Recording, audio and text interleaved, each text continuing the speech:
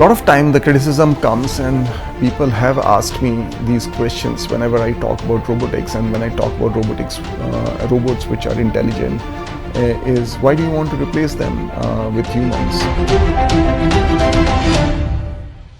The idea of employment for us, it's fundamentally to give that choice to youth of India to find and define their own employment, and that cannot be decided and dictated by virtue of computations. If you actually look at any of the services industry per se, and if you actually look at the entry point to any of the service industry, hotels, hospitals, banks, airlines, any services industry, your first entry point is a young person with a computer. Okay, so and if anyone approaches them, the set of questions remain same. They rarely vary from A person to B person to C person to D person or E person. They're invariably the same. Which is my airline? Which is my seat? Which is my gate? Airline context. Who is my doctor? How much I have to pay? How much time I have to wait? Where he is sitting in a healthcare setup? So fundamentally, if you actually look at any service industry, the set of questions don't vary.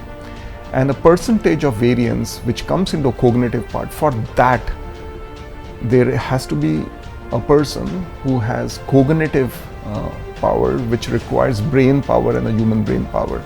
And that is an interesting thing, because humans love to solve problems, humans love to create things, and inherently they would also like to relax. It's a statement to digest and believe, but if you actually go to a banking counter, or if you actually go to a hospital counter, or if you actually go to an airline counter or airport information desk, you fundamentally find people in the age group of 18 years to 24 years, most of them educated, and most of them work with their one hand, 4 or 5 fingers, pressing those same keys again and again and again and again.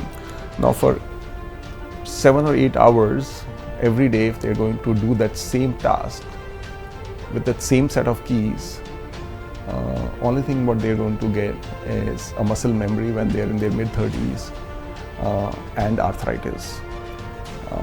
That is shocking. If you actually see a 18-year-old person in cold winters in any of the airports in India, and especially cold is severe in North India, and they are basically cleaning washrooms, not wearing even gloves, and then it makes a lot of sense to you.